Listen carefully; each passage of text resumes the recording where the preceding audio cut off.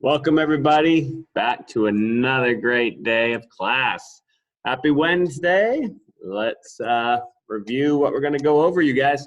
We are on chapter 17, section 3. We have a new setting that we're here at Gettysburg. This is a site of Gettysburg. I'm going to read about the Battle of Gettysburg in just a moment, and that's the beautiful scenery behind me. Also, on a side note, if you guys have not watched The Last Dance yet, Jordan documentary, ESPN, it's a fantastic documentary, highly recommended. All right, you guys, let's just get into it. Section 3, the North wins. We are at the end of the Civil War. Again, I know a lot of you have not checked out any of those movies yet, also Oversimplified on YouTube. Has a good review of kind of Civil War, kind of condensed. But here we are at the end. The North wins. Surprise! But let's go over the terms and names, you guys. All right, so we have a Battle of Gettysburg. Again, the scene next to us. It says the Union victory that put the North ahead in the war. So it's that big turning point where the North could tell they were going to win after the Battle of Gettysburg.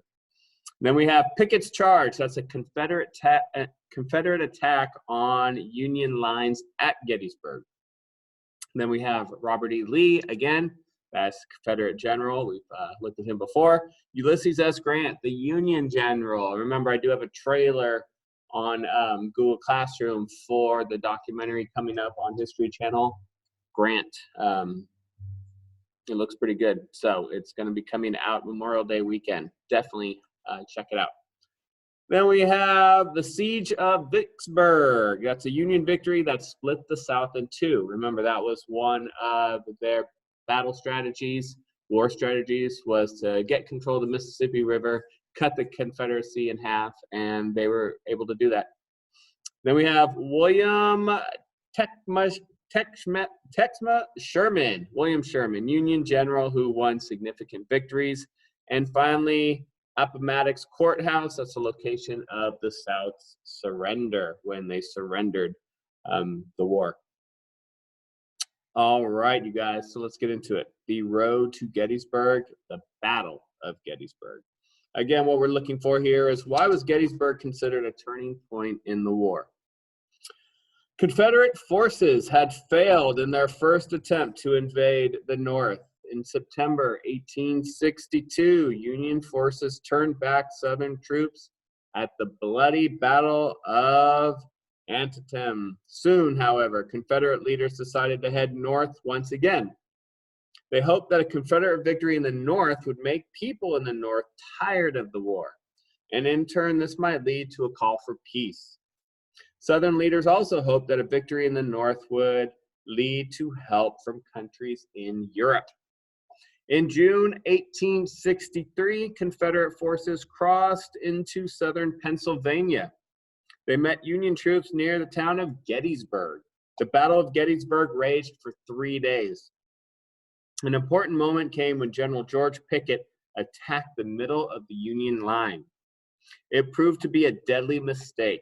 Pickett's charge, as it was called, was torn to pieces by Union troops. The Confederates retreated. As was the case after the Battle of Antietam, Union forces failed to pursue the Confederate general Robert E. Lee.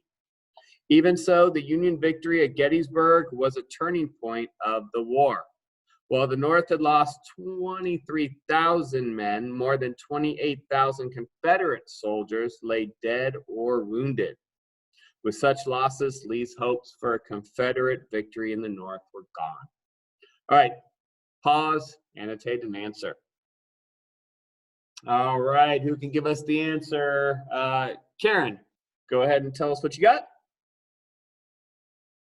Fantastic, very good. Lee's hopes for ever achieving a victory in the North ended. Fantastic. All right, you guys, let's keep going. The Siege of Vicksburg. So what we're looking for here is how did the victory at Vicksburg help to fulfill the Anaconda Plan? Remember, that was the plan to cut the South in two. All right, the Siege of Vicksburg. The day after Pick's charge, Union General Ulysses S. Grant defeated rebel troops at the Siege of Vicksburg. Grant had gained control of much of the Mississippi River by 1863. Vicksburg was the last Confederate stronghold on the river. Grant began his attack on Vicksburg in May 1863. His troops surrounded the city and prevented the delivery of food and supplies. After a month and a half, the starving Confederates finally surrendered. Grant's victory at Vicksburg fulfilled a major part of the Anaconda Plan. The Union now had complete control of the Mississippi River. As a result, the South was split into two. With victories at Vicksburg and Gettysburg, the tide of the war turned in favor of the North. All right, pause, annotate, and answer. All right, let's see what you guys came up with. Will, go ahead and give us the answer. Fantastic, that's right. The Union gained complete control of the Mississippi River and split the Confederacy in two. Good job, buddy. All right, let's go on, you guys. Sherman's total war. We're looking at why was Sherman's success important for Lincoln? Unlike other Union generals, Ulysses S. Grant was willing to follow and fight General Lee. This impressed President Lincoln. In March of 1864, Lincoln made General Grant commander of all the Union armies. Grant quickly made a plan to defeat the Confederacy.